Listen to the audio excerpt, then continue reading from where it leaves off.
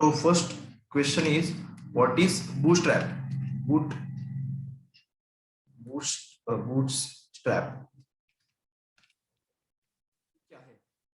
अभी इसको बनाया किसने, ये भी जानते हैं हम लोग। क्यों बनाया गया, ये है क्या? तो सबसे पहले आंसर इसका ये है कि ये ऐसे कुछ कॉम्प्लिकेटेड चीज नहीं, ये सिंपल सा सीएसएस का क्या है, फ्रेमवर्क है। क्या है? सीएसएस का फ्रेमवर्क। अब फ्रेमवर्क का मतलब क्या होता है, इतना समझ सकते हैं हम लोग कि फ्रेमवर्क का मतलब आसानी से इतना समझेंगे कि जैसे कि अभी एक एग्जांपल देता हूं मैं आप लोगों को, कि ऐसी चीज जिसमें ऑलरेडी मतलब जो काम रिपीटेटिव होते। मान लो देखो, अभी मैं आपको एक एग्जांपल देता हूँ यहाँ पे कि हमें एक कलर देना है। हम लोग क्या करते हैं सीएसएस में हम लोग को कलर देना था किसी एलिमेंट को, तो हम लोग क्या करेंगे, जाएंगे कोई भी एक तरीका चूज कर लेंगे, कोई भी एक वे चूज कर लेंगे उसमें से। मतलब हम लोग इनलाइन करेंगे या फिर एक्सटर्नल कोई भी कर लेंगे, ठीक है। बट हम लोग करने क्या वाले एट द एंड, हम लोग क्या करेंगे, कलर नाम की प्रॉपर्टी करेंगे यूज।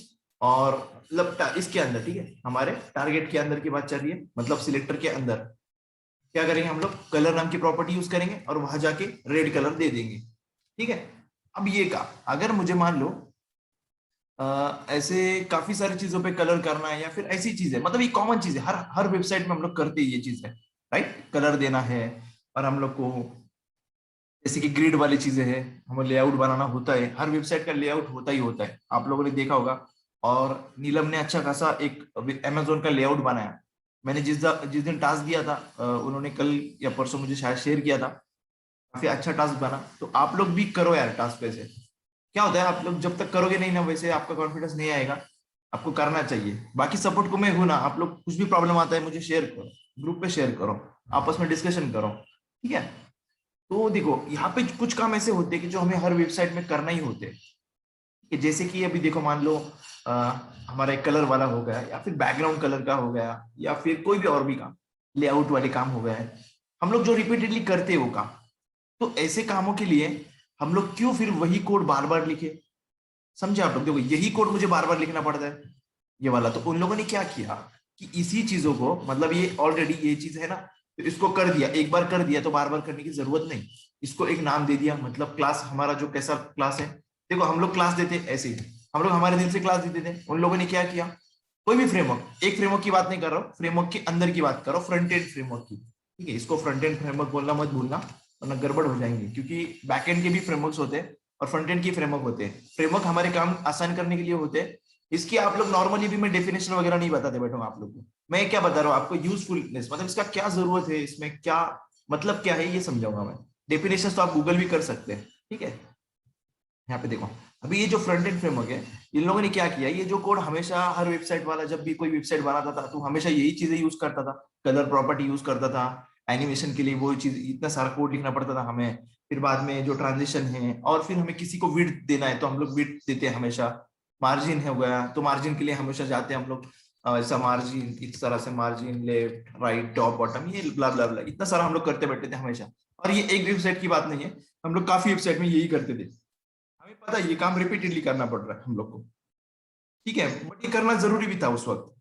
बट इन लोगों ने क्या किया, इन लोगों ने वैसे ही सोचा कि यार ये काम जो करना है हमेशा, तो क्यों ना इसको हम लोग बिल्ट इन क्लास बना ले, मतलब इसी चीज को हम लोग कुछ नाम दे दें, जैसा हम लोग हमारे क्लास का नाम देते थे वैसे इन लोगों ने नाम दिया, जैसा मान लो मैं अभी दे रहा हूँ रेड।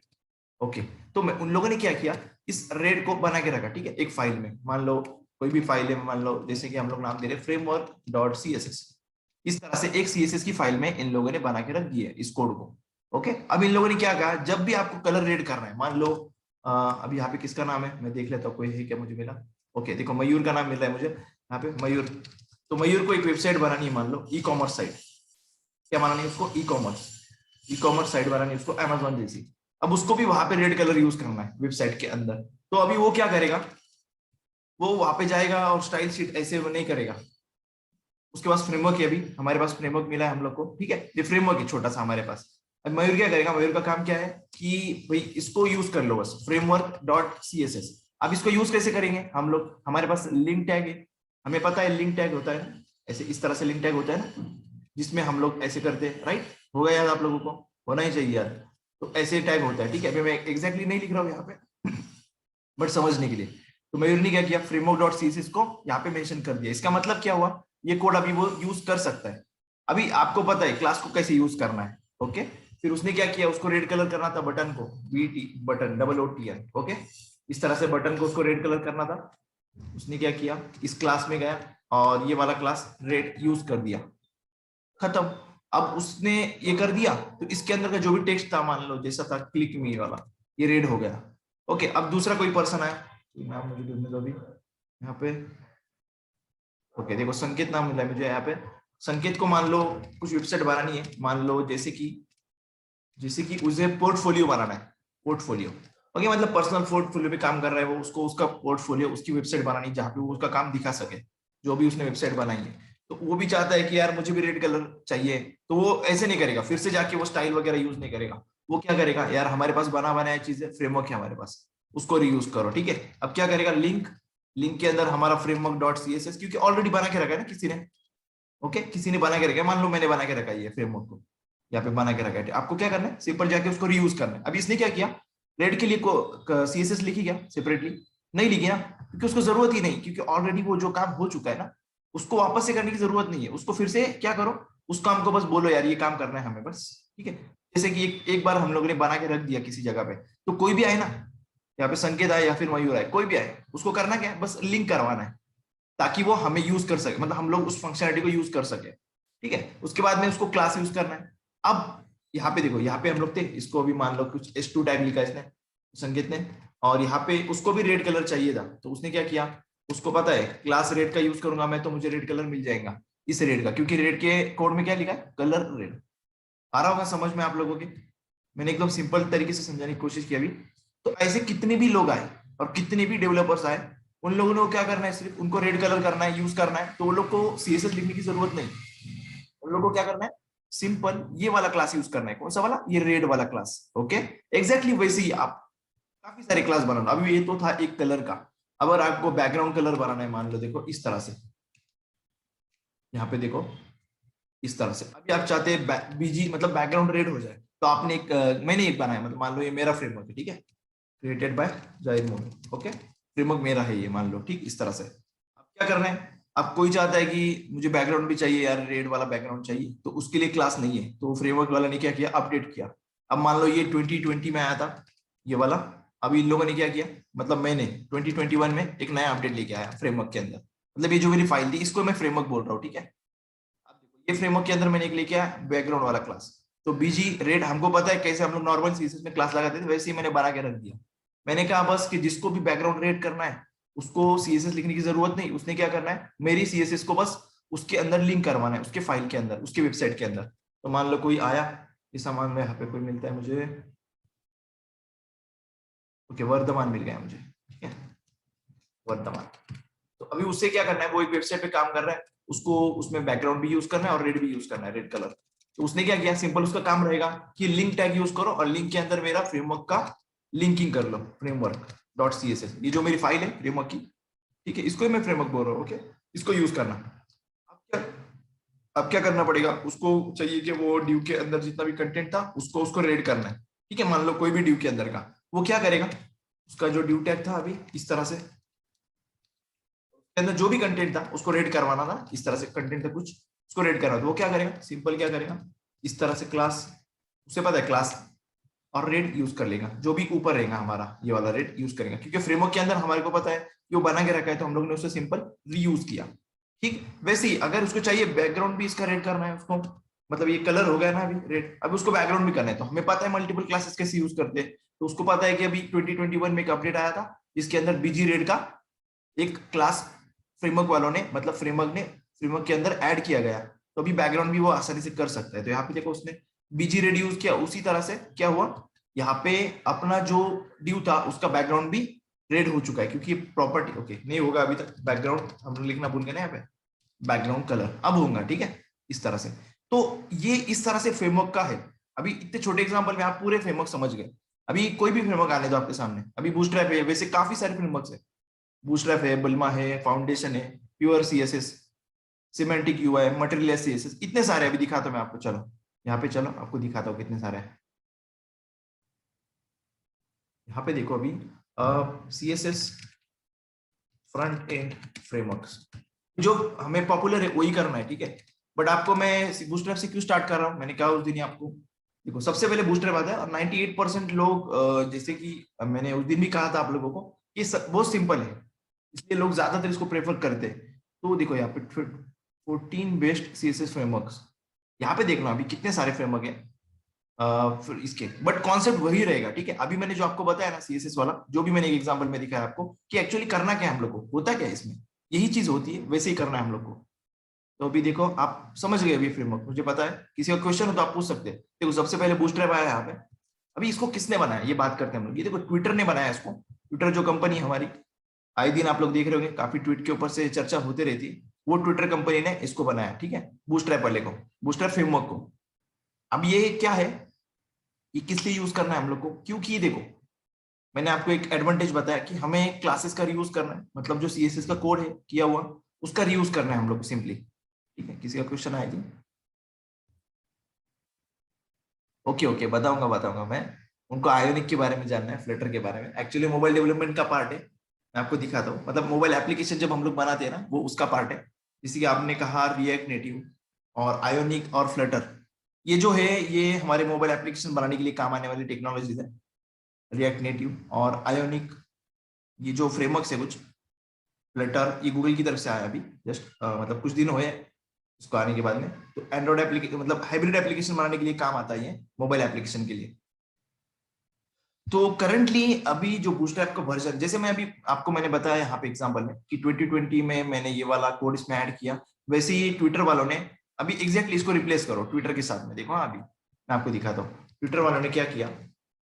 ट्विटर वालों ने देखा एक प्रॉब्लम को, क्या प्रॉब्लम थी कि हर कोई सीएसएस को फिर से लिख रहा था, यहाँ पे क्या कर रहा था, फिर से लिख रहा था, बार बार वही सीएसएस को लिख रहा था अलग अलग वेबसाइट बनाने के लिए। तो उन लोगों ने सोचा क्यों ना ऐसा किया जाए कि एक फ्रेमवर्क बना लिया जाए, बूटस्ट्रैप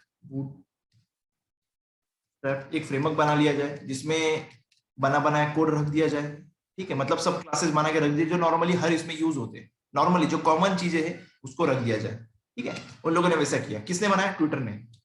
अब हुआ क्या कि जैसे जैसे इसको मार्केटिंग मिलती गई, मतलब जितने ज्यादा लोग यूज करते गए वैसे इनको जरूरत पड़ी इसको अपडेशन लाने की, मतलब इसमें फीचर्स लाने की, तो इन लोगों ने अलग अलग वर्जन लेके आए। तो अभी 2 आया, यहाँ पे देखो 2 आया, 3 आया, 4 आया, अभी करंटली 5 चल रहा है, इसमें 5 चल रहा है, बट अभी 5 में तो नहीं आपको बताऊं, मतलब बताऊंगा आप लोगों को, बट हम लोग 4 पे ज्यादातर फोकस करेंगे अभी।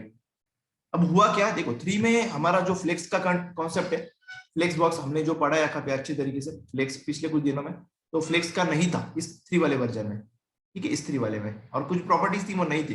तो इन लोगों ने क्या किया, बूटस्ट्रैप 4 में, मतलब बूटस्ट्रैप का 4 वर्जन में फ्लेक्स बॉक्स को सपोर्ट किया और उसके रिलेटेड प्रॉपर्टीज लेके आए उन लोगों ने, जैसे डिस्प्ले फ्लेक्स हम लोगों ने देखा है ना, वो चीजें यहाँ पे लेके आए।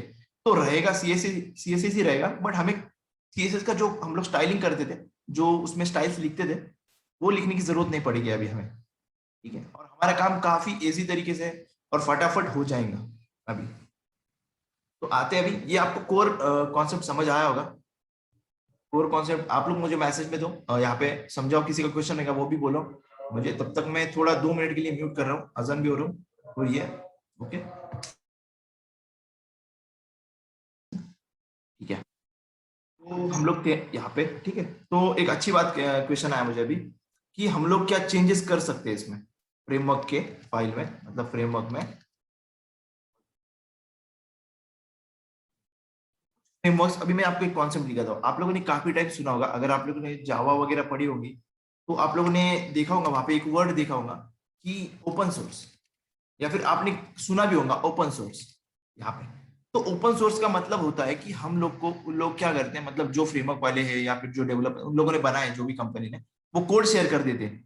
तो ये बूटस्ट्रैप भी क्या है, ओपन सोर्स फ्रेमवर्क है। देखो यहाँ पे कहीं ना कहीं लिखा हुआ होगा, देखो यहाँ पे है, इन लोगों की ये पढ़ो, देखो quick design and customize responsive mobile first site, the most popular front end open source tool kit, देखा आप लोग ने यहाँ पे। तो इसका मतलब क्या है ओपन सोर्स का, कि इन लोगों ने हमें कोड भी दिया है, तो हम लोग उनके कोड में चेंज भी कर सकते हैं।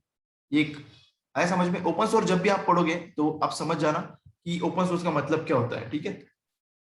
बूटस्ट्रैप भी एक ओपन सोर्स फ्रेमवर्क है, ठीक है, उसके एडवांटेज पे आने वाला हूं मैं अभी, बट थोड़ा सा कॉन्सेप्ट की तरफ चलता हूं मैं अभी फिर से। यहाँ पे देखो, मान लो मेरे पास एक लेआउट है, इस तरह से वेबसाइट बनानी मुझे, हम लोगों ने पहले भी ऐसी बनाई है ऑलरेडी। यहाँ पे देखो हेडर है, यहाँ पे कुछ मेन्यू है मान लो, नीचे फूटर है डायरेक्टली, यहाँ पे देखो फूटर है, ठीक है। अब ये जो लेआउट है, देखो 1 2 3 4 इस तरह से। अब ये जो लेआउट है, हम लोग को सीएसएस में काफी टाइम लगेगा इसको बनाने के लिए, ये वाला। या फिर देखो हम लोग को, अगर मैं थोड़ा सा चेंजेस कर दूं इसमें, मान लो देखो इधर का मैं साइड मेन्यू लेके आ रहा हूँ इस तरह से, तो हमें पता है हम लोग को यहाँ पे फ्लोट लगाना पड़ेगी। नॉर्मल सीएसएस की बात करो, ठीक है, मैं यहाँ पे कोई भी ग्रिड या फ्लेक्स की बात नहीं कर रहा हूँ अभी। तो मैंने नॉर्मल सीएसएस में कुछ चीजें बनाई, मान लो इस तरह से। हम लोगों ने बनाया भी है सबसे पहले, आपको याद होगा। तो यहाँ पे हम लोगों ने फ्लोट यूज किया था इस तरह, मतलब विड्थ इसको डिवाइड करके दी थी, मान लो 80 और 20 दिया था यहाँ पे मान लो, और फ्लोट दे के रखा है इनको।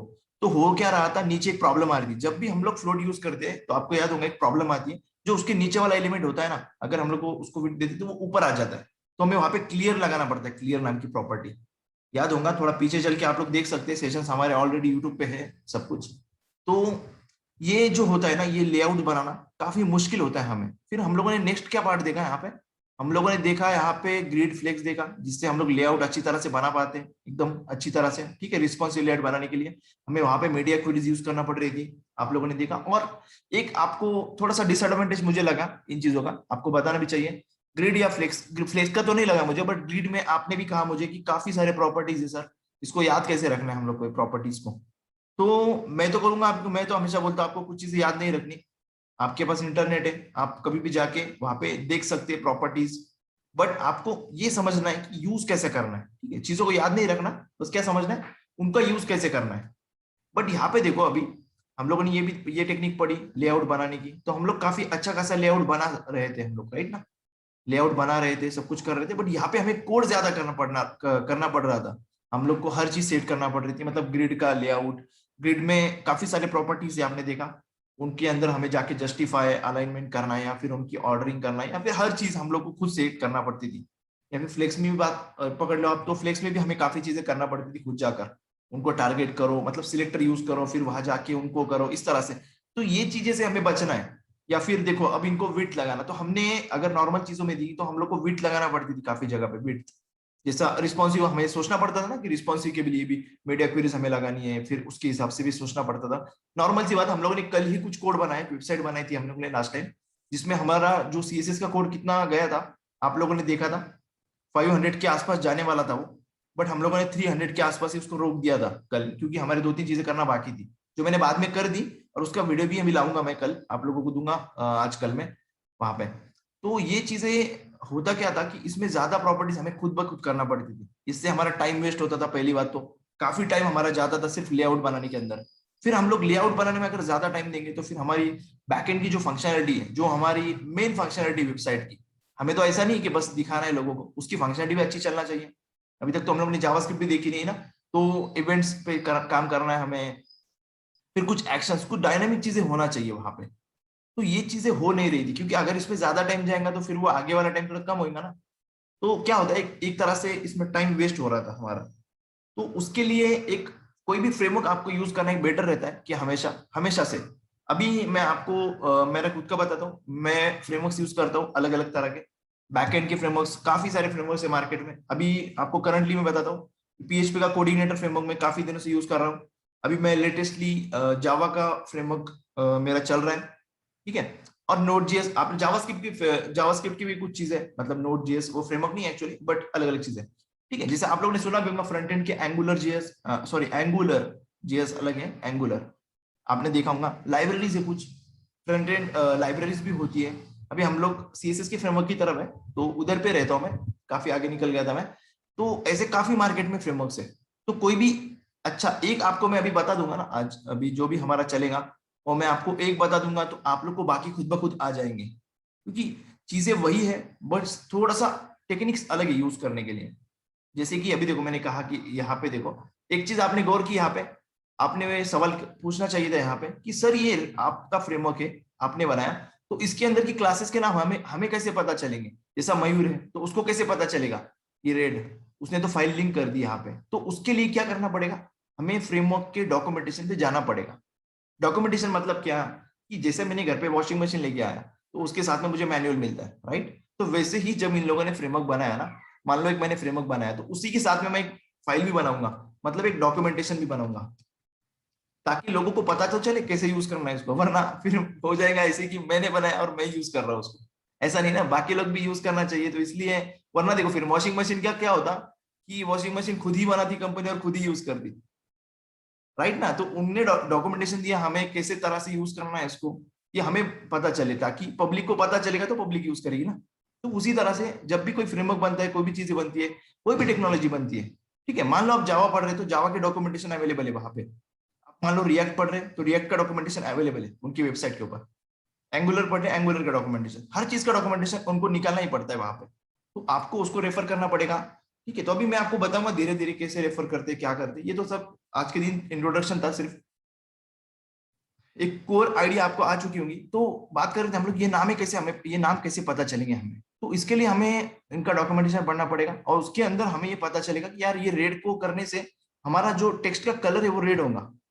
ठीक है, तो ये हमें सीखना है इसमें। ठीक है, इसके सिवा अलावा कुछ भी नहीं सीखेंगे हम लोग, इतना ही सीखेंगे इसमें कि यार ये रेड का करने से रेड कैसा होगा, बस इसका मतलब क्या है इसको जानेंगे पहले, ये रेड ही करने से रेड होता है या फिर येलो करने से रेड होने वाला है, क्योंकि क्लासेस के नाम अलग अलग हो सकते हैं ना। मान लो मैं सोच रहा हूँ यहाँ पे, देखो मैंने ऐसा दिया टेक्स्ट रेड, तो मयूर को थोड़ी पता है कि मैंने टेक्स्ट रेड दिया फ्रेमवर्क के अंदर, वो थोड़ी खोल के देख रहा है इस सीएसएस की फाइल को ना, क्योंकि ये काफी बड़ी फाइल होने वाली है, क्योंकि कोई भी फ्रेमवर्क की फाइल होती है मतलब बड़ी होती है ना, काफी चीजें होती है उसके अंदर, तो वो थोड़ी हर एक लाइन के क्लास चेक करते बैठेगा, तो उसके लिए डॉक्यूमेंटेशन इंपॉर्टेंट है वहां पे। ठीक है, तो ये था यहाँ पे चीजें। अब मैं एडवांटेजेस की तरफ आता हूँ। यहाँ पे एडवांटेजेस क्या है हमारे इसके, तो सबसे पहला एडवांटेज है हमारा इसका कि ये टाइम बचत है हमारा, save time, lots of time ऐसे भी लिख सकते हैं, या फिर सेव और टाइम, ओके, इस तरह से। अब उसके बाद में क्या है, अभी देखो हम लोगों ने काफी सारे मीडिया क्वेरीज यूज किया, आप लोगों ने देखा होगा पहले भी कि हम लोग जब भी रिस्पॉन्सिवनेस की बात करते थे तो हम लोगों ने काफी इतनी सारी मीडिया क्वेरीज वहां पे यूज की कि हम लोग फिर कोड करना बाजू में रह गए और मीडिया क्वेरीज हम लोग यूज करते रहे।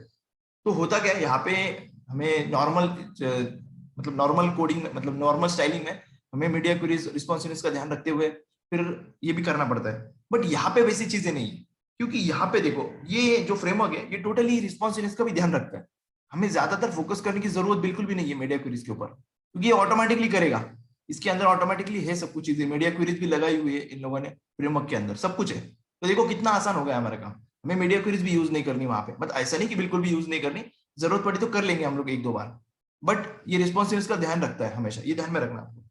अब उसके बाद में क्या होता है, यहाँ पे आपको एक दो चीजें नहीं मिलेगी, यहाँ पे आपको टाइपोग्राफी मिलेगी, मतलब आपका जो फॉन्ट है वो अलग अलग करना है यूज आपको, या फिर दूसरा कुछ करना है, काफी चीजें मिलने वाली है आपको यहाँ पे। और आपको ये इतना सिंपल है यूज करने के लिए, जिसे मैंने आज बताया, सिर्फ आपको क्लास के नाम पता होने चाहिए, और वो क्लास करती क्या है ये आपको पता होना चाहिए, जैसे आपको रेड अगर पता है, ऊपर वाली क्लास का नाम अगर पता है, तो आप उसको आराम से यूज कर सकते हैं कहाँ पे भी आपको जहाँ पे करना है। अगर आपको पता है ये टेक्स्ट रेड करने से मेरा रेड कलर होने वाला है, तो आप फिर कहीं पे भी यूज करेंगे टेक्स्ट रेड, आपको पता है उसका मीनिंग क्या है, तो वैसे ही हम लोग को मीनिंग समझना है उसका। तो दूसरा क्या, easy to use, easy to use, open source जो मैंने लिखा है ऑलरेडी ऊपर, ओपन सोर्स, तो इसमें फाइल्स में हम लोग चेंज भी कर सकते हैं, हमें चाहिए वैसा, इन लोगों के फाइल में हमें मिल जाती है वो फाइल। ओके, और ये एक फायदा और भी, आपको मैंने एक प्रॉब्लम बताया था जब हम लोग एचटीएमएल पढ़ रहे थे स्टार्टिंग में, कि अलग अलग ब्राउजर्स होते हैं, फिर वो अलग अलग थोड़ा प्रॉब्लम आ रहा था स्टार्टिंग में, तो सीएसएस कुछ ब्राउजर पे चलती है, कुछ पे नहीं चलती है, ऐसा होता था ना स्टार्टिंग में।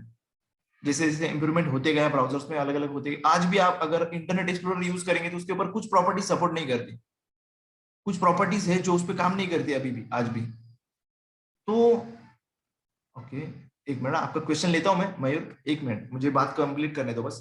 तो वो देखो ये क्या है, कंपैटिबल टू ऑल ब्राउजर्स, मतलब क्या है कि कोई भी ब्राउजर आप यूज कर लो, आपका ब्राउजर का कोई भी नहीं है, आप कोई भी ब्राउजर यूज कर लो, लेटेस्ट ब्राउजर यूज करना बस, ठीक है। मतलब आप क्रोम यूज कर लो, आपका ये मेरे पास जो है ब्रेव यूज कर लो, मोजिला यूज कर लो, या फिर कोई भी और भी यूज कर लो, एप्पल का सफारी यूज कर, इन पे सही से चलेगा ये फ्रेमवर्क, ये जो इसका जो इफेक्ट होगा सीएसएस का, इन लोगों ने इस तरह बनाया है इसको कि ये कोई भी ब्राउजर के ऊपर सपोर्टेड है, ठीक है। वरना फिर हमें ध्यान रखना पड़ता था जब हम लोग नॉर्मल सीएसएस यूज करते थे, तो हमें ध्यान रखना पड़ता था ना कि यार ये चलेगा या नहीं चलेगी ये सीएसएस प्रॉपर्टीज, बट हमें अभी टेंशन लेने की जरूरत नहीं बिल्कुल भी, कि ये चलेगा ही चलेगा, ठीक है। अभी मैं क्वेश्चन लेता हूँ मयूर का, क्वेश्चन क्या है,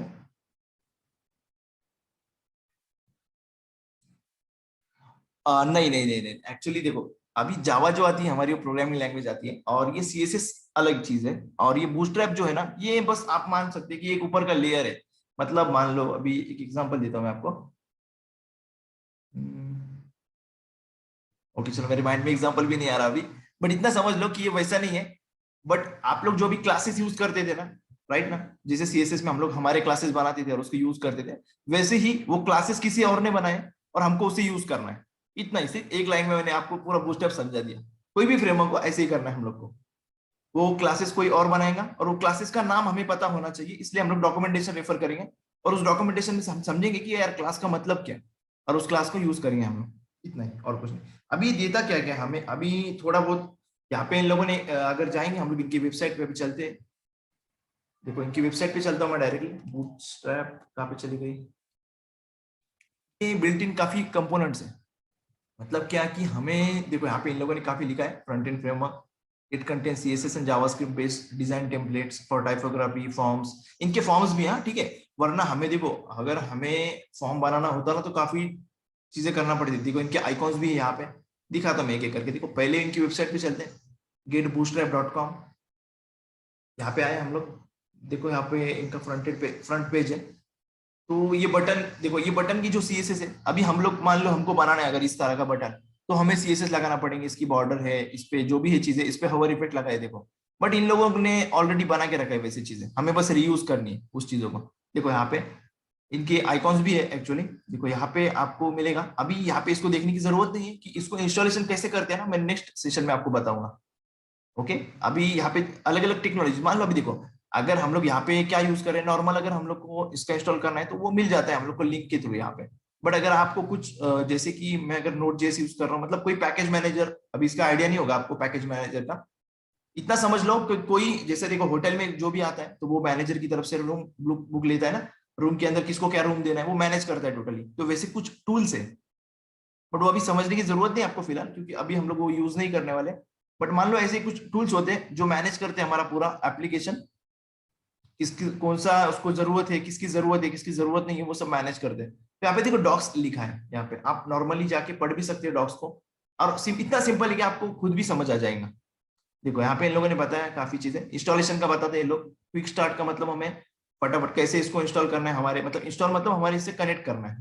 देखो एक लाइन से आप कनेक्ट कर सकते हैं इसको, इस तरह के लाइन से। अब आप यहाँ पे देख रहे होंगे, देखो ये bootstrap.min.css, इस इस लिंक को मैं ले रहा हूँ, यहाँ से कॉपी कर रहा हूँ। देखो इसके अंदर इनका पूरा फ्रेमवर्क का कोड लिखा हुआ है, आपको दिखा था वो कुछ नहीं, बस सीएसएस का कोड है। यहाँ पे देखना आप लोग। ओके देखो यहाँ पे आपको अगर गौर से देखोगे आप लोग तो यहाँ पे पूरी सीएसएस से लिखी हुई है। बट आप सोच रहे होंगे कि ये ऐसे क्यों दिख रहा है। एक्चुअली इन लोगों ने इसको मिनीफाइड किया है। मतलब क्या होता है कि इसकी साइज अगर बढ़ जाती है ना, तो वो लोग मिनीफाइड नाम का टूल होता है, मैं आपको दिखाऊंगा किसी दिन कैसे करते हो। तो उसको मिनीफाइड करते हैं, मतलब छोटा करते हैं, कॉम्प्रेस करते हैं अपनी भाषा में, अपनी लैंग्वेज में इसको कॉम्प्रेस करके रखते हैं। और कॉम्प्रेस करने के बाद में उसको इन लोगों ने यहाँ पे करके रखा है, इसलिए देखो min.css आया बीच में। बाकी है वो सीएसएस की फाइल, ठीक है। इसके अलावा कुछ भी नहीं, क्योंकि हम लोग देखो यहाँ पे यूज कर रहे हैं लिंक टैग, जो हम लोग सीएसएस को बेसिकली हम लोग एक्सटर्नल सीएसएस में यूज करते थे ना, वैसे ही ये भी। बस ये किसी और सर्वर पे स्टोर है। और हम लोग, मैं आपको दिखाऊंगा कि इसको ऑफलाइन कैसे यूज करते हैं और ऑनलाइन कैसे, वो अगले सेशन में दिखाऊंगा आपको मैं। ठीक है, अभी यहाँ पे देखो कंपोनेंट्स किस तरह से, इस तरह से इस पे काफी चीजें है वैसे। यहाँ पे देखो इस तरह से, यहाँ पे अगर इनका H1 हमें कैसे कनेक्ट हुआ कैसे नहीं हुआ ये समझना है, तो उसके लिए भी चीजें हैं हमारे पास, वो भी देखेंगे हम लोग। अभी आपको क्लास दिखाता हूँ मैं डायरेक्टली। ओके, कस्टमाइज, देखो यहाँ पे कस्टमाइज में है ये हमारे कहा चलेगा कंपोनेंट्स। कंपोनेंट्स देखो यहाँ पे बटन्स। अभी देखो मान लो अगर आपको कुछ इस तरह से बटन बनाना है, एक मिनट ओपन होगा। अभी मान लो देखो ये ग्रीन कलर का बटन चाहिए आपको, तो आपको क्या करना पड़ता था पहले, वहां पे जाके सीएसएस लिखना पड़ती थी यार, वो उसको कलर उसके अंदर का व्हाइट चाहिए, बैकग्राउंड कलर ग्रीन चाहिए, ठीक है, उसका बॉर्डर रेडियस थोड़ा सा चाहिए, मतलब 4-5 पिक्सल चाहिए। तो ये हमें करना पड़ता था पहले। बट इन लोगों ने अभी क्या किया, इसको करके रखा है। हमें क्या करना है, देखो सिंपल इतना यूज करना है, बीटीएन। बीटीएन का मतलब क्या होता है, बटन। ओके, किसी भी चीज को हम बटन बना सकते हैं। हम लोगों ने अगर बीटीएन यूज किया ना, तो उसको ऑटोमेटिकली इतना है, ये जो दिख रहा है ना बटन जैसे दिख जाएगा वो। तो इसके पीछे सीएसएस लगी हुई है। ये देखो क्लासेस है हमारे, नॉर्मली हम लोग जैसे खुद क्लासेस बनाते थे ना, वैसे ही ये वाली क्लासेस है। देख रहे हैं आप लोग, यहाँ पे देखो बीटीएन। अब मान लो बीटीएन प्राइमरी। अब बीटीएन प्राइमरी मतलब क्या, कि कलर के इन लोगों ने मतलब इसको बना के रखा है इन लोगों ने। इसका मतलब ही हमें समझना है ना, एक एक करके समझेंगे हम लोग कल जब स्टार्ट करेंगे, तब समझ जाएंगे हम लोग। देखो यहाँ पे एक लिंक है, देखो हम लोग किसी बटन को लिंक बनाना है हमें, देखो इस तरह लिंक, बटन को लिंक बनाना है। सोच सकते हैं आप लोग, इसके लिए हमें सीएसएस करना पड़ती थी ना, इसके नीचे टेक्स्ट अंडर मतलब टेक्स्ट डेकोरेशन लगाना पड़ेगा, हमें अंडरलाइन लगाना पड़ेगी, इसका जो टेक्स्ट है इसको ब्लू करना पड़ेगा। बट ये इन लोगों ने क्या किया, इस क्लासेस के पीछे सीएसएस लिख के रखी है।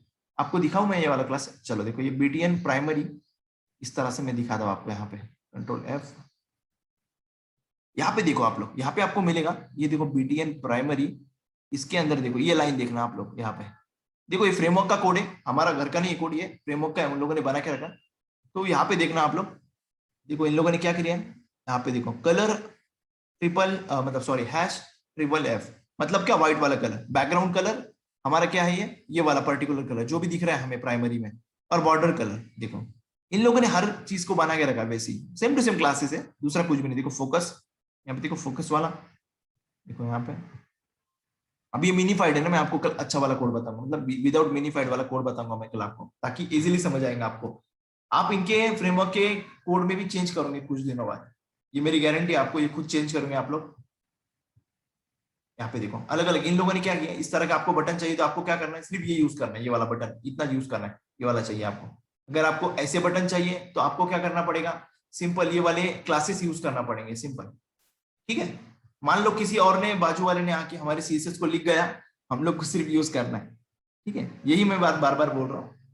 देखो अगर हमें बड़ा बटन चाहिए, मतलब लार्ज वाला बटन चाहिए या फिर स्मॉल वाला बटन चाहिए, तो हमें देखो कितना छोटा लिखना है, बीटीएनएसएम, बीटीएनएसएम स्मॉल बटन के लिए ये क्लास ऑलरेडी बना के रखा है उन लोगों ने, हमें रीयूज करना है, ठीक है। देखो ऐसा डिसेबल बटन यूज करना है, तो वो हमें अगर ऐसा करना होता ना, तो हम लोग को क्या करना पड़ता, हमें मैन्युअली सीएसएस बनाना पड़ता है। अभी कल मैं दिखाऊंगा आपको प्रैक्टिकली, ये तो इंट्रोडक्शन सेशन था पूरा टोटली। तो अभी हमारा 2 मिनट ही बाकी है सेशन खत्म होने के लिए, तो आई होप आप लोगों को पूरी आइडिया आ चुकी होंगी इसके बारे में। कल से हम लोग प्रैक्टिकली स्टार्ट करेंगे इसको, एक एक टॉपिक करेंगे। देखो अभी मुझे कार्ड अगर बनाना है, कितना सिंपल है, यहाँ पे देखो, अगर मुझे कार्ड बनाना है तो हम लोग कार्ड किस तरह बनाए थे, याद होगा आप लोग को, मैंने कार्ड कैसे बनाया था। बट यहाँ पे देखो कुछ ही कोड के अंदर, मतलब कुछ ही चीजों के अंदर ये रिस्पॉन्सिव कार्ड बन के तैयार है हमारा, ठीक है। देखो यहाँ पे कुछ चीजें इनकी बिल्ट इन बने बनाए, हम लोग उसको भी रीयूज करेंगे, बट आपको पहले सिखाऊंगा मैं कि कैसे बनाते हैं, फिर बाद में मैं इसको मतलब कॉपी पेस्ट करने का सिखाऊंगा आपको।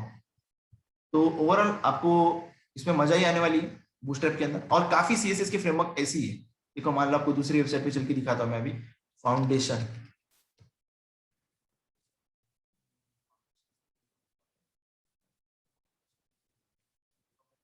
आ गया यहाँ पे, देखो sir, okay foundation is a responsive front end framework foundation, देखो यहाँ पे इस तरह से देखो। अभी इस पे चलते हैं सर, फाउंडेशन, ओके ये कंपनी का नाम है I think, Git foundation, Git dot foundation नाम की है। देखो यहाँ पे इनका देखो, यहाँ पे भी वैसी चीजें मिलेंगी आपको एग्जैक्टली देखो यहाँ पे रिफ्रेश करना पड़ेगा मुझे, देखो यहाँ ये भी वैसे ही फ्रेमवर्क है, यहाँ पे इसमें भी इतना कुछ मतलब है तो वैसे ही। देखो यहाँ पे ट्यूटोरियल्स है इन लोगों के, यहाँ पे जाके हम लोग पढ़ भी सकते हैं हम इन लोग क्या दे रहे हैं, मतलब अभी डिफरेंस क्या होगा बताओ। वाह,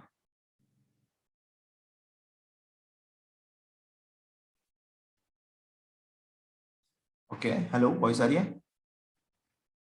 ओके सो देखो अभी टाइम तो खत्म हो रहा है हमारा, लेस देन 1 मिनट है, सो हम लोग मिलते हैं कल फिर, okay have a nice day, take care, bye bye, we will meet tomorrow.